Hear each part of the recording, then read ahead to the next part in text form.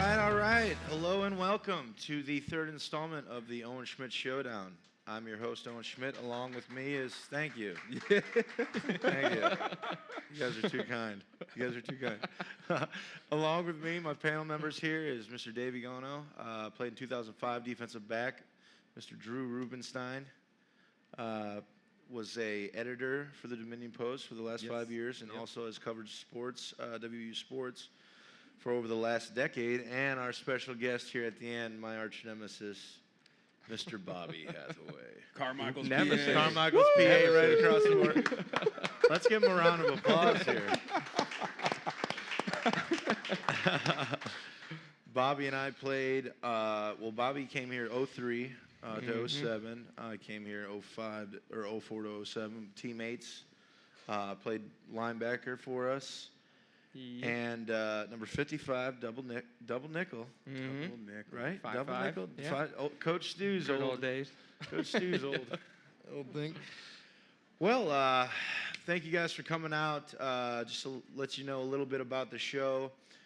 Every Wednesday from 5 to 6, we will be here live at Schmitt Saloon and Davis & Brothers Music Hall, and also streaming live from the internet from thedpost.com from 5 to 6. We're going to get things off here. I'm going to let Dave take it away this week. Dave, what do you got for us? So obviously we have the great Bobby Hathaway from Carmichael's PA. Carmichael's finest. Literally. There's nobody else. But we have him here with us. We're going to talk. We're going to talk about last week's game, and we're going to talk about Oklahoma State coming up. Obviously, we're going to go down memory lane, which is my favorite. Well, that and fans Q&A is my two favorite parts because we get to just combine our memories, our history, and just what we expect and what we like to see in our Mountaineers. And how awesome we really were back in the day. Yeah, we get to humble brag the whole time, just saying. Well, maybe not me so back much, in our day. but maybe back in the day. But let's get this started. So, Bobby, tell us about why did you come to WVU? Obviously you're right across the border. Did you have your pick of schools? Why WVU? No. I'm from Carmichael's small single-A school. I graduated with right around 90 kids.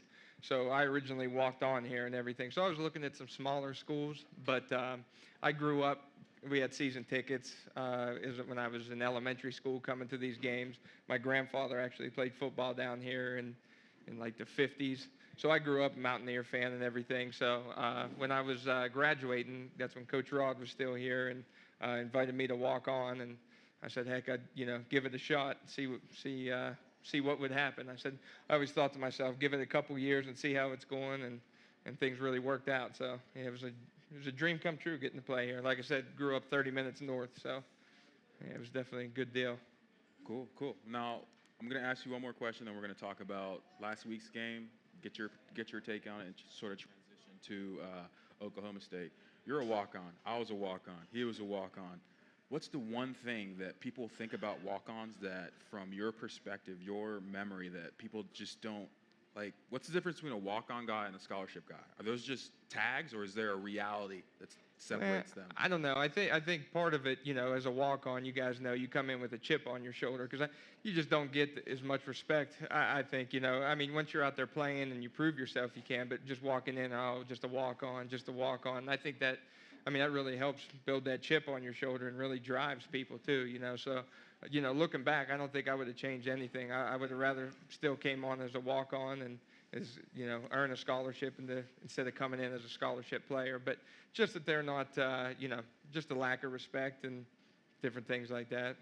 It's a main thing. I'd agree 100% with you because I almost feel like if I didn't do it that way, I wouldn't have felt as accomplished. You had to work twice as hard. Nobody was looking at you. None of the coaches were like, "Oh, that's a practice guy," pretty much. From my aspect of a walk-on, and especially coming here from a Division III where I had to sit out a year where I had zero eligibility. I couldn't play at all. I had to sit out. So you definitely develop a chip on your shoulder, and I think it's what kind of drives, walk-on, especially with Coach Rod because he was such an advocate of the walk-ons. And that's what I was going to say too. Back then too, when he was here, it's like he gave the walk-ons a chance, and the whole team, even the scholarship players, though, had that hard work mentality Yes. back then and everything. So it was very good for walk-ons. They had a good opportunity there to they weren't just pushed to the side. So definitely gave us an opportunity to contribute and play. I know it's always a process for walk-ons like you guys to actually get in the fold and go from being scout team to the coaches looking at you differently. Do you remember what was there a moment or whether it was a spring practice one year or fall camp where you saw the coaches were looking at you through a different set of lens, if so to speak, and they were like, wait a second, maybe this guy's in the fold now. Yeah, and as a walk-on, you get your opportunity with spring ball too. Because my first year it was redshirted, so you're just straight scout team the whole time. And then in spring ball, you get to contribute a little more, and that's when you can make some plays, and you have the opportunity to get looked at, and that's when you get noticed a little more. And then going into my redshirt freshman year, my second year is when I played special teams. So got the I think going in through spring ball and then getting out onto the special teams and everything like that. That really helps. And as a walk-on, you pretty much have to play special teams and contribute that way. And that's where most of the people get their first shot. I think something that nobody is going to know here is Bobby and I became really good friends going into that summer after that spring ball year because we had to get a job. And the job that we had was down in Grafton. We got it through the university, through MEC, which is who. Are you working for them now, or no? That was Alvarez, David Alvarez who owned there. At the time, he owned them, and that's what. And him and Coach Rod knew each other, and that's how they hooked us up for that job. So it was awesome state funded. Hooked us up. Yeah, I mean, it was hard work though. Who knows? If it was legal or not, but it's all good. It's been 10 years since removed, so it doesn't matter anymore, right? You guys, your limitations is passed. Yeah, we're safe now. We're pardoned. No. Just kidding. Wait, I didn't mean to say that. We're live. Dang it. Pause this.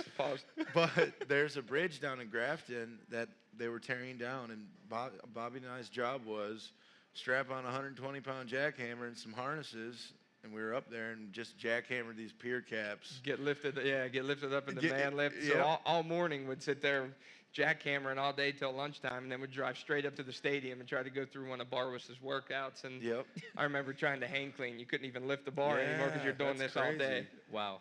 And the best part about this is we're getting up at like 4:30 a.m. to drive to Grafton. It's taking us like an hour and a half. We're going the wrong way the whole time. We're going to Fairmont South and then driving down to Grafton, which is like a huge roundabout instead of just getting on 19 and getting there in 25 minutes. Who would ever thought Grafton Road would take you to Grafton? Yeah, huh? I mean, I never knew it. Not me. You didn't really know the area back then. I didn't know. No, I didn't either. And then after I can't remember who we were talking to, but when they were like, man, why don't you guys just drive down 19? I was like. That was on a lunch break one day. Yeah. I was like, oh. But I think that was the best shape we were ever in our lives. It was. I still remember we were running the hill after one of those days' work. And I don't know if you remember this or not, but you had a certain amount of time to run up Law School Hill. Tell them a little bit about Law School Hill. I'll try to remember as much as I can. But yeah, just running up, it would have 3 different skill groups, and how many would we run? It's the hill right behind the stadium for those. Law School Hill. Now it's cut off. Now parking lots. It used to be before they just built that new Ronald McDonald House. I think that's what they just built, a new one right there. When it was the old Law School Hill, we would go through workouts, and you would complete a whole workout, and then you go out to the hill and run 15 hills, and the times were 1:30 for skilled positions, which was everybody but linemen. Pretty much, yeah. And then linemen had 2 minutes. And Bobby will tell you the story. I'm sure it's pretty embarrassing on my hand because I already know the story. You remember that? I know the story. The story is, the hill defeated me every time I did it. except for when they made it to the small hill. And just tell them the story. I don't. Yeah, it's You're just not- such, you're it's not such the a only I mental. don't want to embarrass myself. It's Defeated such me too. It's such a mental challenge too. But yeah, so you go up and you have like a minute and a half to get up and all the way back down, and that's one. Then you have your 2-minute breaks while the other group is going. Then you have to go back. But I don't even remember. We were on hill like number 7 or 8. The break time wasn't even that. It was you had a minute 30, and if you made it down there in that allotted time, that was your rest period. Yeah. And then as soon That as was I the remember graph. that, yeah. Okay. That's the first That's year they awful. did it like that. Yeah, it was awful. And then Yeah. he switched, and he's like, "It's too easy." I'm like, Yeah.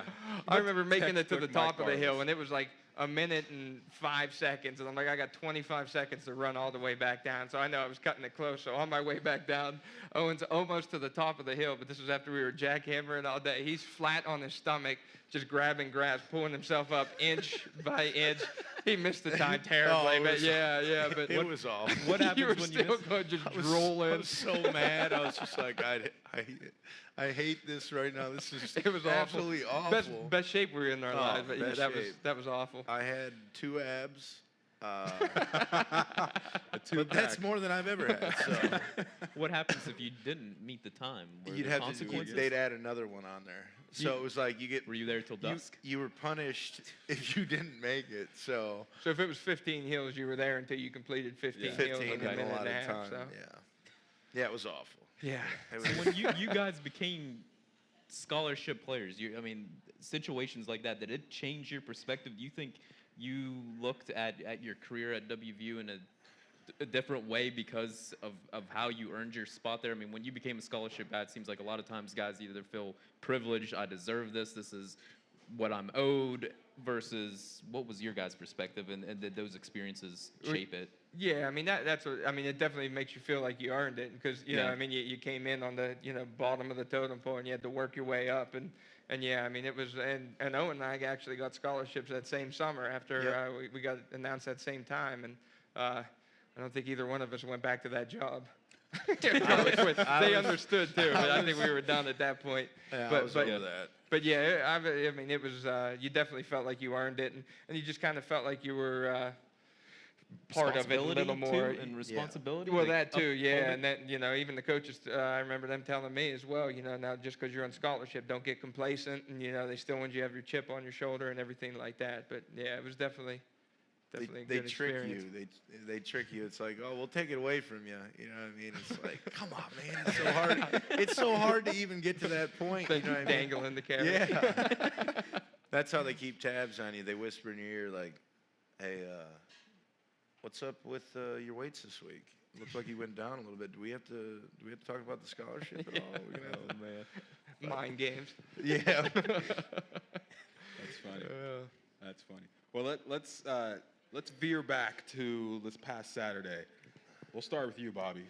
What'd you think? I mean, that's the first game since a certain game in a certain bowl against a certain orange team that got destroyed that we destroyed somebody. Well, yeah, it was great to actually get a signature win like that, not just playing somebody close. Not, Yes. oh, you played good against Alabama, you didn't win. Same thing with Oklahoma, oh, you played a good game. So finally, overcoming that obstacle and actually winning the game like that in that kind of fashion too. They dominated as well. So, I mean, I think that was big for the program. It just builds momentum, and I mean, that's something I think the program really needs, a big signature win like that, because when's the last time they, knocked the team off like that? It's been a while. We actually talked about that on last week's show with Mark, expressing how big this game really was for the team. I mean, we're top 25 polls came out, I believe. Yeah. We're in both, yeah. We're in both now. Mm-hmm. That's huge. That really starts, okay, now we're on the right track. I mean, what a win. What a win, man. Just dominating. I mean, you can't ask for more. I just hope that, okay, it's over. Next game. You know what I mean? Yeah. Well, it linger was on such that a win. big win. It's like, I hope, that hangover is gone now. You know what I mean? And just they can let it go. And now let's go to this, upcoming week. But let's talk a little bit about how big those games really are for a team. Yeah. Beating a number 4 opponent. Well, I think just building the confidence, and I think you see that with the defense too, playing with more confidence this year. Obviously, the offense as well. You know, Trickett's playing great, White's playing great. You know, and both of those guys just having more confidence going into the season. And I think the defense as well. You know, Tony Gibson's back and he's running his defensive scheme now, and I think the guys are buying into it. And it seems like they are just flying around and trying to make plays now too. They're not sitting there thinking.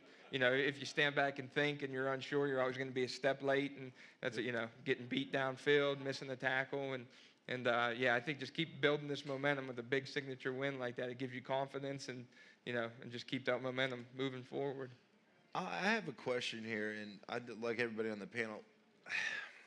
Now that this happened, how good is the Big 12? What do you mean good? Before I mean, I'll go off on a tangent, but what do you mean good? So Is it as good as we thought it was, or what's going on? Is it just because it's so evenly matched, or when the first week when we did this with JT Thomas Sr., we talked about guys flying around and stuff like that. Maybe they're starting to now just get it. You know what I mean?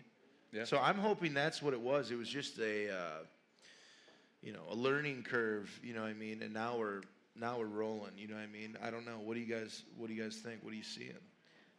I think it is a different game that probably took time to get used to. I think you guys would probably know from the Big East. I mean, it takes a couple years of familiarity to figure out everybody's tendencies. Probably going into Pitt or Syracuse game, you guys knew exactly what you were going to get, what type of game it was going to be. The thing that I find most intriguing, though, especially wanting to get your take on, is the defense has come back around, it seems like, to what it once was, and not maybe what WVU thought it had to be entering in the Big 12, if that makes sense. It's going back to, I wonder what you think of watching Wes Tonkery and Nick Kwiatkowski, if it reminds you of maybe yourself or some other guys from that era. That's been the most intriguing part, is West Virginia's defense. I think going into the Big 12, we were kind of told it had to, morph into something else.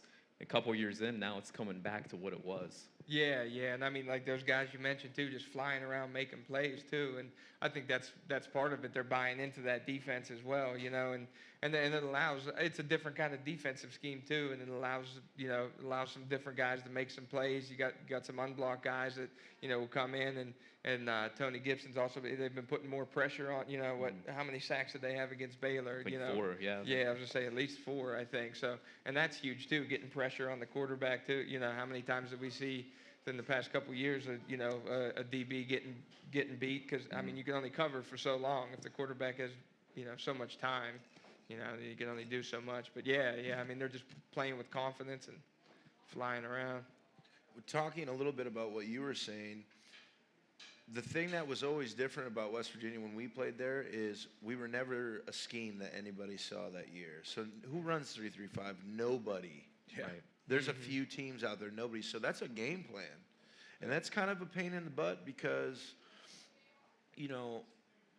most defenses are just a standard 4-3, 4 deep down front with 3 linebackers. You got your cloud in the back there. But when you're talking about a 3-3-5, I mean, it's a whole different ball game, really. Game planning, I think so. I mean, Dave, you want to... Yeah, well, I mean, I first and foremost think it's always about confidence. I made the comment yesterday that watching the game, forget about the game. If you watch the Mountaineers sideline, it looked like a concert. You got guys waving, towels, doing. And I'm not saying it was like that when we played, but when you have confidence as a player, you can do whatever you want on the field. And I think that part we haven't seen, honestly, since Stu was here, maybe? I mean, if we're being dead honest. Yeah. So it's good to see that back.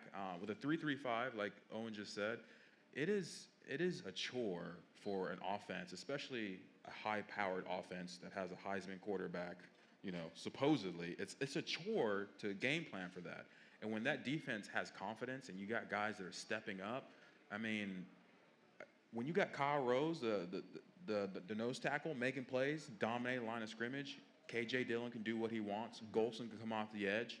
Shaq Riddick coming on stunts, all 6'6" of them.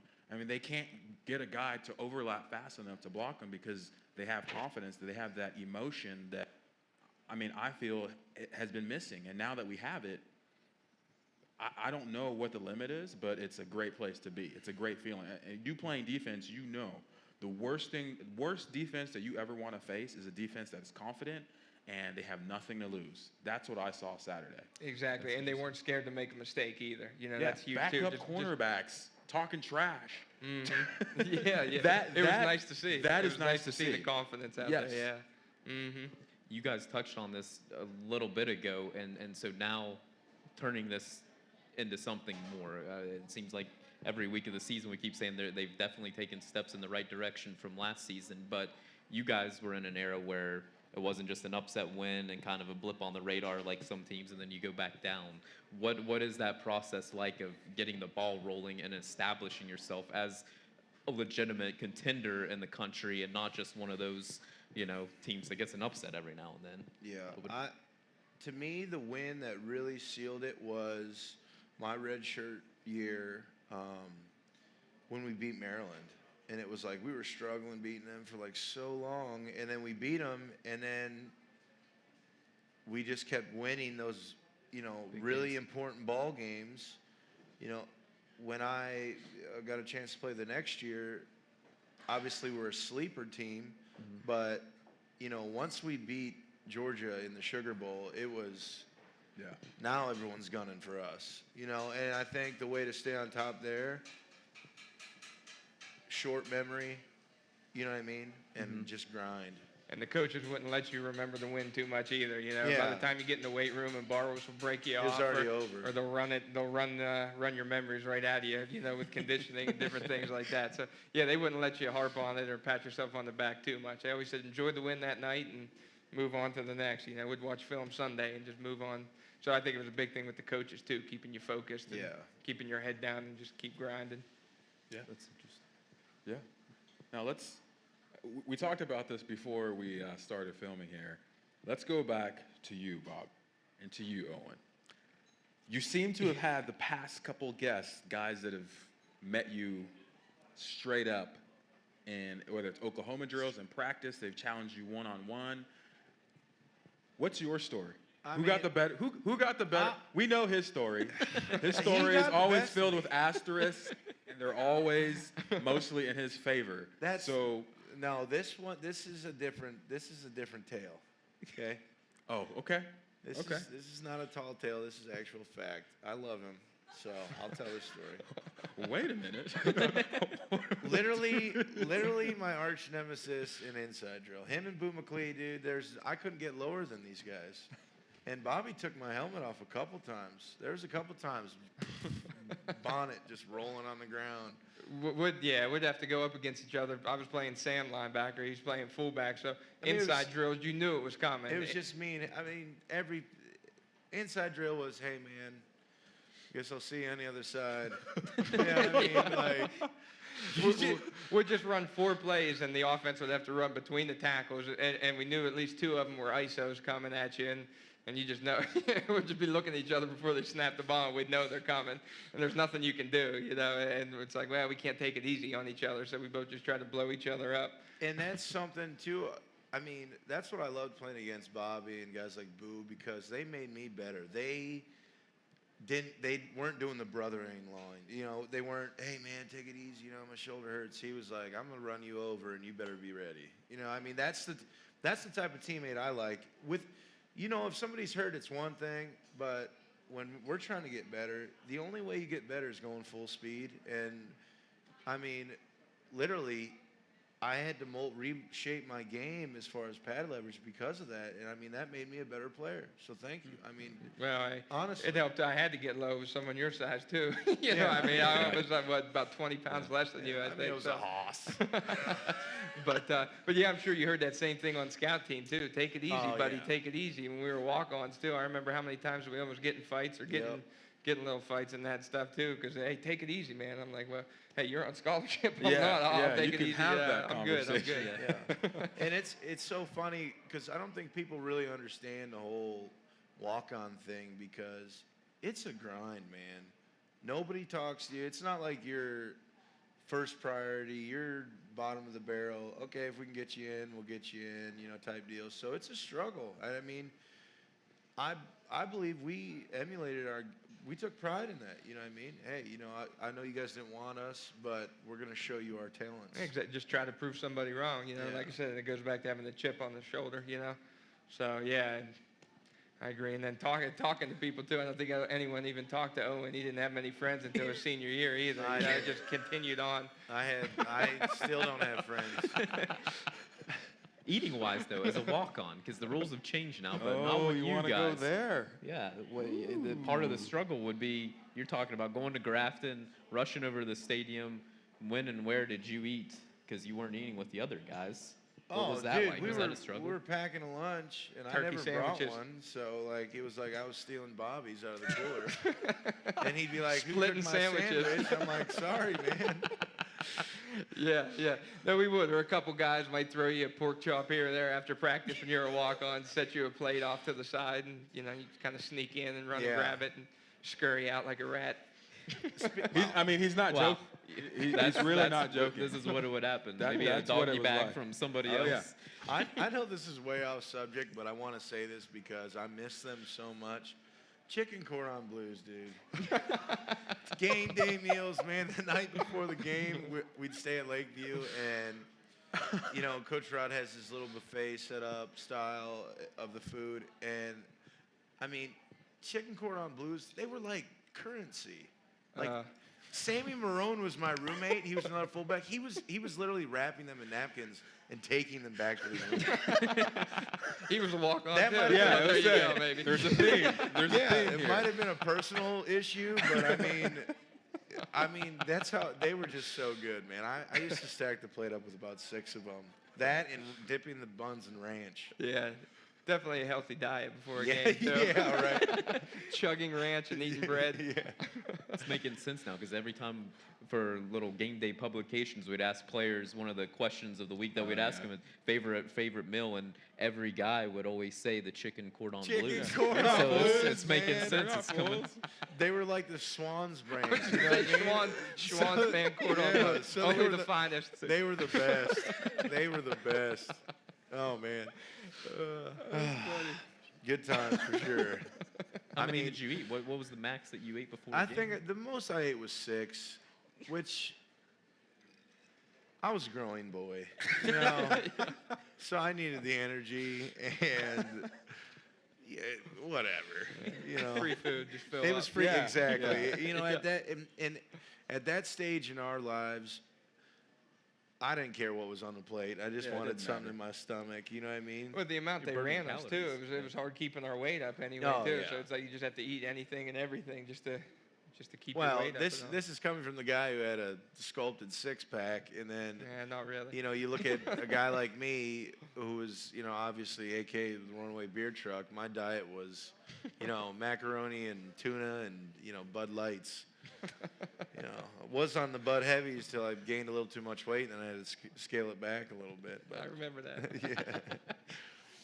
yeah. But it's so much fun getting old players up here and chatting and stuff, just because there's so many memories I want to talk about. I mean, it's so hard in our busy days every day now at time, just because, you have a baby, a wife, a job, a real life now. So it's like everybody's kind of in their own little world. Yeah, exactly. I live right down the road here, and that's where we see each other. I Maybe a know. couple times, during the Yeah. season or the spring game, and And anytime we do get in trouble, divorce papers come in because I end up getting them in trouble or something. So just waking the pregnant wife up as a DD to give us a ride home from Yeah. Schmitt Saloon. That gets you in the doghouse a little bit. But anyway. That's funny. What are some of the favorite memories then? I mean, the bowl trips, I think because of the bowl games that you guys were participating in, you're talking about the chicken cordon blues before regular season games. What about those bowl trips where it's like an entire week, it's at a resort, you're being pampered, and you're pampered for Yeah, sure. yeah. You're Just soaking it in. You're spoiled. I mean, when we went down to Atlanta, which obviously was our first huge, any of our first big game, and odds were against us, just kind of like it was in the Fiesta Bowl, and you're down there for a week, and it's a whole nother world. It's not even like college football. You know what I mean? No. You're getting these gifts and stuff. They wine and dine you. Yeah, it's. You remember that Brazilian steakhouse, chop house yeah. or Brazilian Oh, steak? Yeah, You I was just like, eat what are until you you flip Yeah, I the- remember Have you guys that. ever been to one of those? It's like the green card with the red. You know, the linemen come in there and put it down green. They're like, it's all night. Bring it on. Keep it on green for about The 3 skewers hours. are just coming out. You know, they're eating whole hogs, Have to will them out at the end. and we didn't have to pay for it. So it's Yeah, like, yeah. hey, we're eating. Yeah. That's your when fill. Archie Manning was there, and he was Yeah, shaking everybody's yep, hands, yep. and I didn't even know he was there because I'm looking at everybody's food on their plate as I'm walking in, and I didn't even realize Archie Manning was there. Walked right Wow. by him. But Another good thing about them bowl games, the gifts they give you, man. It's just like, what? I mean, That was the it bike, was so right? weird. Honestly, it was so weird because the Sugar Bowl, we got a bicycle. And I was Yes. like, Yeah, I The remember this. bicycle, the And mountain bike it's the still in my mountain bike. garage. with our numbers on them. and that was cool. You know, I mean, I destroyed mine literally right off of the truck. I used to think I was a BMX superstar when I was in high school, so I tried to jump off the curb, and I forgot that I weighed 60 pounds less back then. So the back tire just potato chipped and sent me over the handlebars. Was this in Atlanta? This was at the facility when they gave us the bike. Yeah, this That's is when we at got the, back, I think. we got on the back. Yeah. Mm-hmm. But oh man, yeah, Fiesta Bowl. Let's see, what were our gifts? I think we got a big Best Buy card, Got the TV, TV. I believe. Yeah. We got some. I think camcorders were for the Sugar Bowl as Yeah, well, I but those remember were that, like cheap, weird, old, kind of creepy. Yeah. If you pulled it out, you looked like you were kind of weird. You know, it was like- It looked like a big talk boy. yeah, it was- yeah. But those were good memories. And just even going to those games, and like you said, even the Sugar Bowl, the first big bowl, and I mean, just how surreal that felt when I can't remember the exact score, but jumping out to that lead like that too. I remember everyone just wide-eyed on the sideline, like, holy crap, I can't Yeah. believe, I mean, we could believe it, but it was still Yeah. just, it was insane. Yeah. I remember, this is so vivid because it was just so awesome. We get back to the hotel.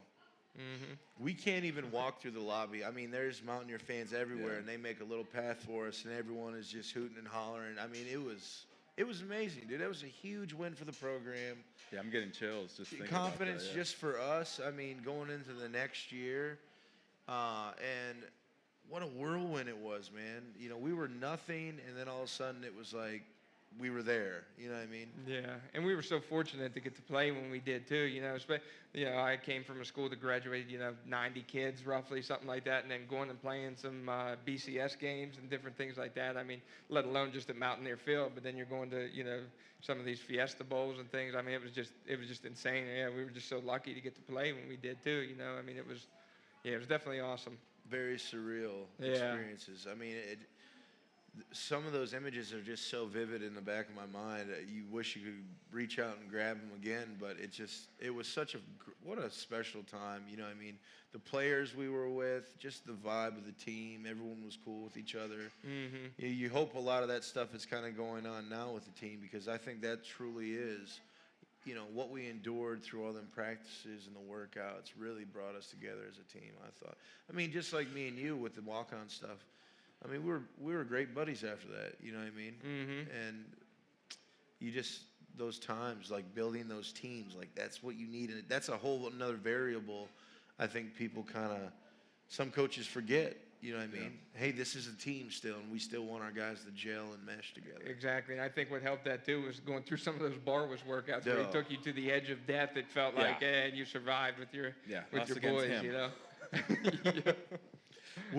We're at about our halfway mark here, and just want to thank thedpost.com. Don't forget, every 5 to 6 every Wednesday it'll be airing live, and then you can stream it, throughout the week. And we're going to get into our question and answer part a little bit. I've been having fun just reminiscing and kind of BSing up here. But if you guys have any questions or concerns or comments or whatever, there's a little microphone stand up here. Vinny will spotlight you. There you go. Woohoo! And, any question, a memory, something you want to share with us, a favorite moment, anything you want, come up and share it with us. Make sure you talk into the microphone. So anytime you guys want to do that, no big deal. We'll get you. Vinny's got the spotlight on cue, so that'll be all good. But next week, who do we got? Oklahoma State. Oklahoma State. And they're Looked some kind of horrible. Looked a little rough last week. The only points, like you were saying before the show, was 3 field goals. Yep.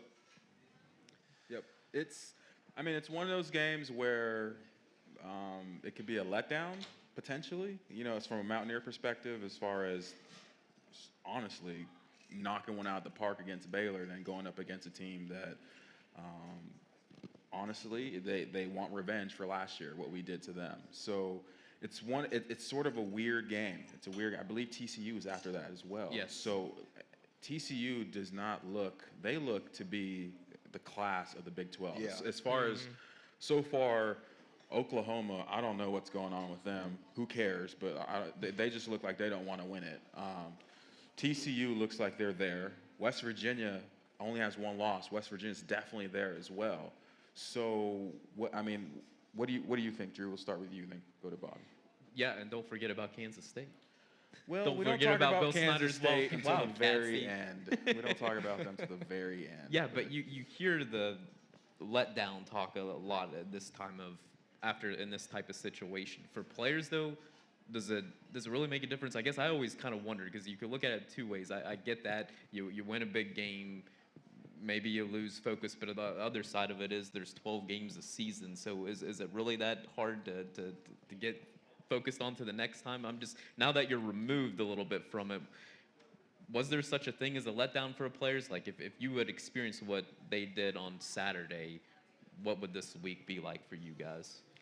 Well, I think we said it before too. The coaches they keep you focused, but I think the dangers of it, if you start reading articles about it, start reading about how good you are, different things like that, how then you can start letting that get to your head, and then you come out there and hey, you're confident, but you're just too cocky coming into it, and I think this could be a dangerous game because like you say, with the letdown after that win, and then after Oklahoma State coming off of a loss like that, they're going to be trying as hard as they can to get that taste out of their mouth too, after getting embarrassed like that. So they're going to show up. I think, to be dead honest with you, I think it's more for the coaches. I think they almost kind of like have to talk themselves into like, freaking out or whatever. Like they just estimate just for themselves, just so they know that they're solid and that the team is focused. That's why I think there's so much emphasis on, okay, we got to get back in the books. We got to grind, wipe it away. It's gone. The players, in my mind, the way I did, I never read an article. I never read one article on the team. I didn't need to. Personally, you know what I mean? I was good with my game. My game was going, lifting weights, practicing, watching the extra film, and then playing on Saturdays, and going to class. That was my game. I didn't want to worry about what somebody was saying, some editor or whatever was saying about the team. I didn't really care about, because I knew if I seen the guy in person, I'd probably do something that I wasn't supposed to do to him. You know what I mean? I don't think I wrote anything negative about you. Yeah. Just FYI. Wait a minute. Hopefully, yes. Hopefully you didn't. No, I'm just kidding. Well, They're usually glowing articles. Yeah. I agree. I mean, when you talk about letdowns, you talk about lack of preparation. Yes. So it always falls on the coaching staff as far as preparing the players to be mentally, obviously at this point they're physically capable. So is it an emotional deal? We'll see. I think that this team, after last season, this team is ready for the most part to punch above their weight. They did that this past Saturday.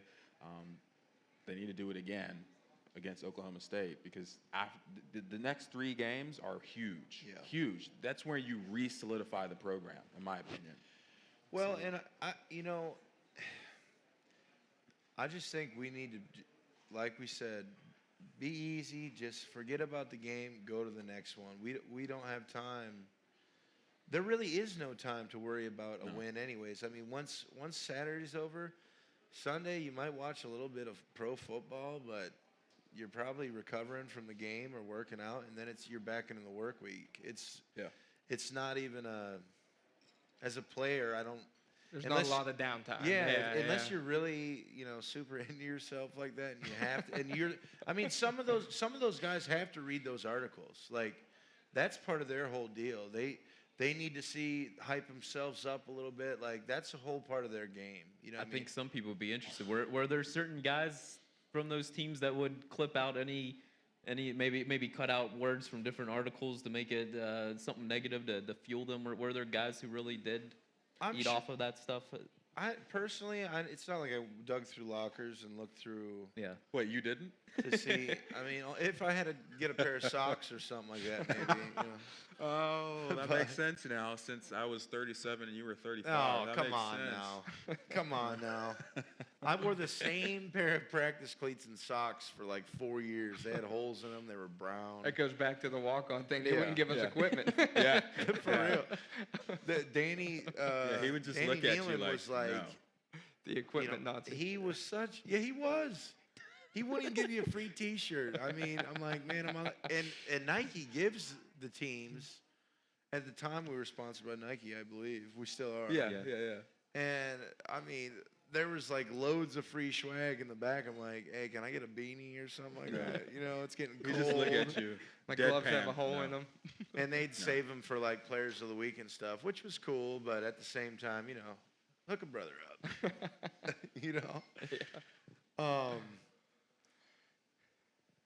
Oklahoma State. Getting whipped like that is not fun. Getting embarrassed is not fun. And I can only imagine what the coaches are saying to these kids. So we better be prepared. Oh, yeah. Because it is not hard for a team that had just gotten whipped like that to come out screaming and to let everything out.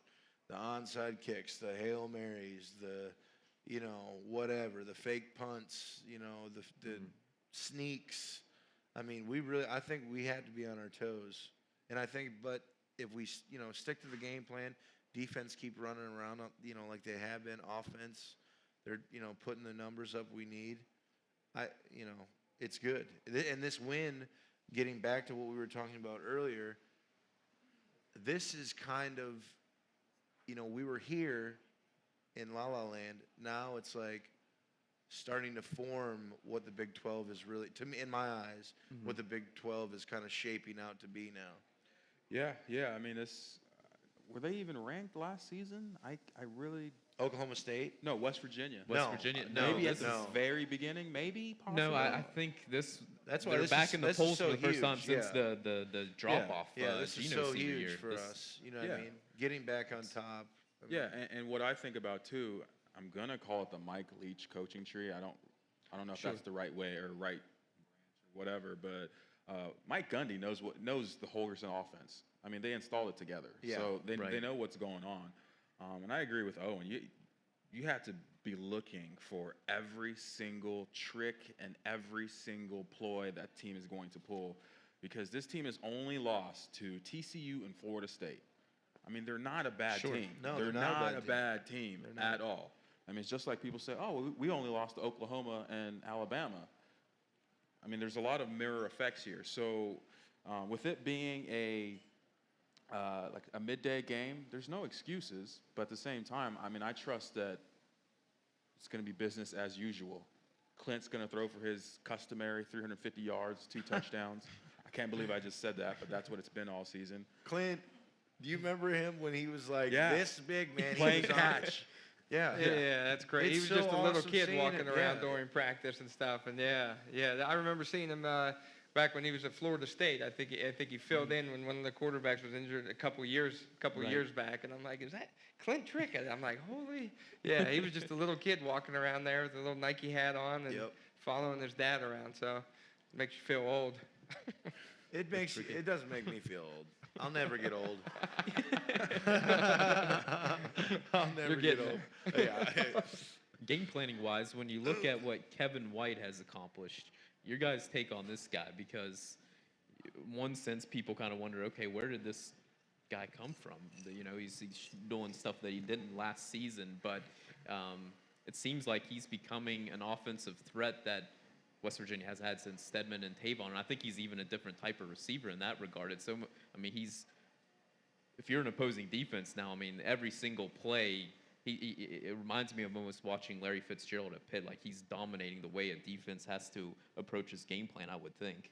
Yeah, and he reminds me a little bit of Julio Jones as well. Good point. And just because, like you said, I mean, I think at any moment he can go break a big play or make a ridiculous catch for a 50-yard. And it goes back. I know I said this before, but you can see him playing with so much more confidence this season too. Even between plays or on the sideline, like you said too. I mean, he's just a force out there. Big receiver, physical. I think, and I don't know if this is true, but it seems like they've. Him and Clint kind of got together in the offseason a lot and worked together. His hands look strong, a lot stronger than they were last year. And just like what you were saying, I mean, he's confident. I mean, that's the number one thing. I mean, you can be the best in the world, but if you don't have the confidence, I mean, that knocks you down to 50%. If you don't have that, I mean, there's a lot to be said about a confident player. Not cocky, but confidence, And what a weapon, man. I mean, I feel like it's like it's not just it's throw not it up. even fair. It's not even fair. It's not. Yeah. I mean, I was watching quarterbacks last week, and I was just like, I mean, first of all, when he runs his routes, it's almost like getting a rebound. He makes it so that the ball is just him and the ball. The cornerbacks can't even get around him. And whether they were good or not, those Baylor cornerbacks, they look so juvenile. Like I can't tell you how many times I saw the guys like trying to pin his arms back, and I was just like, I've never seen that on the college level where, I mean, except for when Larry Fitzgerald played. Even then, like he was just like this. Excuse me. Oh, he's ridiculous. Yeah. Move out of my way. Go ahead. It's insane to watch. Just getting off subject, Larry Fitzgerald made the craziest catch I've ever seen in my life. I was literally standing right here, and he was where Bobby was. We were playing Arizona. It was when I was playing for Seattle. He beat I'm trying to think who was our cornerback at the time. I can't remember. He beat the cornerback. The ball was out of bounds. So, like, here's the out of bounds, like where his leg is. He literally one-hand catches this ball out of bounds and brings it in. I mean, that guy's a freak. Just a normal day. He's a freak. Yeah. I mean, that guy is unbelievable, dude. But getting back to White, I mean, you can see those characteristics in him. I mean, you could see, obviously not the height and, speed and all that stuff, but the way he approaches body positioning, if that makes any sense. Oh, it does. Yeah. Because as a corner, as a DB, when you're trying to make a play on the ball, you can't make a play on the ball if there's a guy in front of you. You just can't, And every time, like, you just look, there's like a vortex. Kevin White turning to get the ball, and the cornerback is like a step late every time. I think he drew 4 or 5 pass interference penalties on top of everything else. It almost seemed like Baylor was coaching the corners to just tackle him and just I don't know. I mean, it was weird. Yeah. I hadn't really seen that in a while, but it just seemed like it was like that was their game plan. Just take him down. He is a huge threat for us. You know what I mean? And our run game hasn't been as great as it, I think should or can be. So, I mean, game planning. I mean, that's not a bad idea. It's only a 15-yard penalty. Yeah, that's what I mean. It's the other not thing. in the pros. It's spot the ball. That's where the penalty is. Mm-hmm. But so who knows? I mean, maybe people really think he's better than we even know. I mean, maybe that's how they're looking at it when they're scouting him out. Yeah. And how many penalties were there in that Baylor game? How crazy was that? Lot. Yeah. Oh, there's like a lot. 400 I didn't think yards the game or was going to be something over crazy. until like 7 A o'clock. lot. Yeah. Can you be physical without all the penalties, though? Because that's kind of the message you heard coming in was that's Baylor's game, and West Virginia needed to be physical. They needed to punch back when Baylor did. Did it have to be that many penalties, though? Do you have to resort to that to be That's how we physical played, and isn't show? it? We were physical, right? You can be physical and not. You got to be smart about it. You know what I mean? You're out on an island when you're playing cornerback. I mean, it's you and him. There's nobody else around. That's one of the hardest things to do. It's so hard. I mean, those are skilled. That's why they're called skilled positions. I mean, it's a lot of motor mechanics with muscles and memory and the thought process on body positioning. I mean, it's when you really dive into it, it's a very complex thing. Yeah, and I don't know if it's because I'm a defensive player or not, but I like it a lot more when they let them play and bang and be physical a little bit and not tic-tac, just throw flags for everything. And it seemed like those refs, I mean, obviously some of those definitely were interference penalties, but yeah, I mean, they were definitely watching with a close eye on anything going on with them. And once you get called for 2, I mean, they're going to be watching you. Yeah. You know what I mean? Once you got a target on your back at that once point. you've already made the mistake, he's going to be like, oh, this guy's going to be trouble. I mean, there's still, and there's still human error in the fact, with officials. You know what I mean? It's a judgment call. That's really what it is. So, I mean, I agree with Bobby 100%. Hey, throw the ball out there and let him do it. Get after it. Let's you know just what I mean? blatant, Let's play, just man. tackling them. Yeah, Let's play. Well, I mean, be safe. For real, though. I mean, it's a violent game. Especially a lot of these rules in the NFL now, you can't make the game any safer than it already is. It's you know what I mean? They're not going to develop some sort of helmet that doesn't give you concussions. I mean, that's going to a long way down the road if that even happens. You know what I mean? Because it's a violent game. It's very fast-paced. You got so much inertia with, like, these bodies. You're talking about 340-pound linemen running into 180-pound D-back. That's going to hurt. I don't care who you are. There's always going to be the collisions like that, unless they put a flag on your belt and you start playing flag football. Yeah, I mean you can only do so much. You just got to let them play, man, and then make the calls to just keep the game flowing evenly. That's how I've always thought they should view the Zebras, anyways. Yeah, it makes me think of that targeting call that they called on. Was it Chestnut? When he got taken out by the receiver. Yes. And I was like, wow, that's a great hit, but that's the game. Yeah. I mean, I don't want to be, masochistic or anything, but that's the game. I mean, your head has to be on a swivel. It has to be. I mean, that's what you learn when you go on varsity in high school. Like, your head has to be on a swivel. And I think it was the right call when they reversed that too, because you could see. I mean, obviously there is targeting when you just lower your head and just dive head first, but that was clearly just a shoulder. I mean, it was definitely a violent hit. Yeah. But, yeah. Hey, It's part of the pack a lunch, man. It's a man's game, dude. It's a man's game. So you guys knew going in the risks involved. It's never like, since your careers have ended, not be that you weren't made aware. This is kind of something that I like to stand for. Hey, you're playing football. You know what's going to happen, man. You're going to get beat up. You're going to break a leg. You're going to tear something. You're going to get dinged. We already know that. I mean, sometimes it kind of it almost makes it downplays a player when he's like, I should be getting a lawsuit for a concussion case, when football's been around for how long? And concussions, everybody knows about them. It's just now that the media is blowing it up, to be some huge thing. Like, Troy Aikman, pretty much his career ended because of concussions, and that was how long ago? And now they're just starting to make concussion cases like a big deal. You know what I mean? So everybody knows, the risk going into it. If you don't, it's common sense to me. I don't know. What do you? Well, yeah. I mean, I don't remember them talking about that so much back when we played either. It wasn't in the media that much. But yeah, I mean, injury is that's obviously that's going to be part of it. It's potential that you're going to get injured, but you can't sit there and think about it either. When you think about it and you start letting up easy, that's when you'll roll an ankle, blow a knee out, do something something stupid. So you just can't think about it. But yeah, I mean, there's been times I've been hit so hard I thought for sure something was broken. It was fine, and then there was another time I just fell down nice and easy, didn't know what the heck happened. My fingers were stuck like this, broke my hand, just falling on the ground like that. Didn't look too athletic on that play, but I thought that was at Wine and Jazz you broke your hand. Yeah. That's when I almost cut my 2 fingers off. So that ground moved out of nowhere and fell right on a couple. Anyway. How about them Steelers, huh? Oh, man, I remember when he came in with his hand was all bandaged up. I was like, what'd you do, man? He's like, oh, man, Wine and Jazz. Castile wanted to kill me, Wine I remember. And Jazz.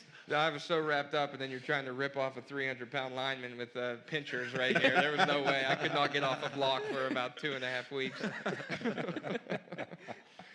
Well, that's fun. I mean, I agree with you guys. I mean, Yeah. we all sign waivers. We all sign indemnity forms. I We didn't all sign any watch at the one, yeah. videos. We all watch. We do all that stuff. So, you know what you're getting into. I don't want to equate it to war or doing anything like that. But It's not. But if you it's- do anything hazardous, you sign forms. You're in the know before they ever let you play. So, I mean, it's just like with anything. It's like getting in your car. You don't know what the heck's going to happen. I mean, getting on the ball field, at least you know what's Yeah. coming at you. You know what I mean?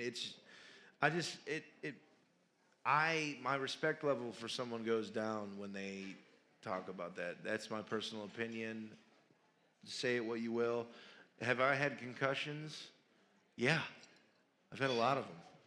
But I mean, that's part of the game. I mean, anytime you get dinged, I was talking to a neurologist probably 4 or 5 years ago.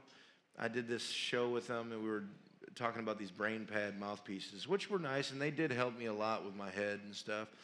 But anytime you get hit in the head and you're dazed, that's a concussion. That happens every play almost for me. I mean, Just about, yeah. it's like every play I'm dazed. So I'm thinking like, obviously it can't be, everybody's different, you know what I mean? Who knows? Maybe 20 years down the road, I'll be drooling on myself. Do I care? Not really, because I had a blast. You know what I mean? I wouldn't take any of that back. That's what I was gonna. I mean, looking back, are there ever any situations where you're like, man, if I could redo that, I would have taken myself out of the game. I would have not kept going, knowing what you know now, or Yeah, I don't no think way. so. I mean, There's no way. Yeah, it was too much fun. I mean, I retired 2 years ago, but it's not like I got out, I'm healthy, you know what I mean? I haven't broken any bones. I've had some cracks, some sprains, but Nothing major. nothing major. And I've been so fortunate, because seeing guys day in and day out going through the rehabs, I mean, it's tough, especially a lot of friends that have blown knees out and then they get going and the next season they blow their knee out again. You know what I mean? And they're doing it again. I can imagine those guys would be definitely having some problems. Who knows? I'm sure maybe we'll have to get some shoulders or knees scoped eventually down the road, just because we kind of sped the aging process up a little bit. But I don't regret a day in my life. I don't regret smashing my head against my helmet. I don't regret it. That was the funnest time of my life. You know what I mean? It was the funnest time of my life, and I'll never, especially when it was here, it was just, what a blast. What a blast. But Bobby, I want to thank you so much for coming on the show, man. I can't believe we're about 4 minutes out here from the show being over. Thank you so much for coming up and talking. Thanks and for just having me, man. It was nice to get out reminiscing here. about everything, Drew and Dave and Thanks. audience. Thank you guys so much for coming out. Don't forget, thank you. Don't forget, next week, Wednesday, 5 to 6 p.m. here live at Schmitt Saloon and Davison Brothers Music Hall, and also on the web, thedpost.com. We'll be streaming it live. You can also get this episode right now and tonight throughout the week if you want to just watch the playback or whatever. Can't believe anyone did a Q&A. I guess let's get somebody up here. No Q&A? Nobody's going to do one? Run. All right, you guys are, Run. you guys, whatever. Go. You guys are, Be we got one? assertive. Come on, get up there. Come on, we got 3 minutes. You got it. We we got go. one. We're Here going we to have go. one. Yeah. 2 minutes. Okay. He's back. Yeah. Unfortunately for you guys, you start out the season, you want to build to a crescendo. All right. After what the defense did, the offense has looked pretty good all year. I would say up to this point in the season, the downer game was Texas Tech, but they woke up in the fourth quarter. The defense, Saturday, it's like everybody's scratching their head. Where did they come from? So, what do y'all think? Are we building or have we peaked? That is a great question, and unfortunately, we've run out of time, but we will come and answer it for you. But we're going to come down there and answer it with you down there after the show. But that is awesome question to start out next week with. Yeah. Thank you so much. Like again, I'd like to thank everybody for coming out to the Owen Schmitt Showdown. Thank you again. Here live 5 to 6 at Schmitt Saloon and on the web, thedpost.com. Thank you again, Bobby, Drew, Dave. Thanks again. Thanks, Owen. Thank you, guys.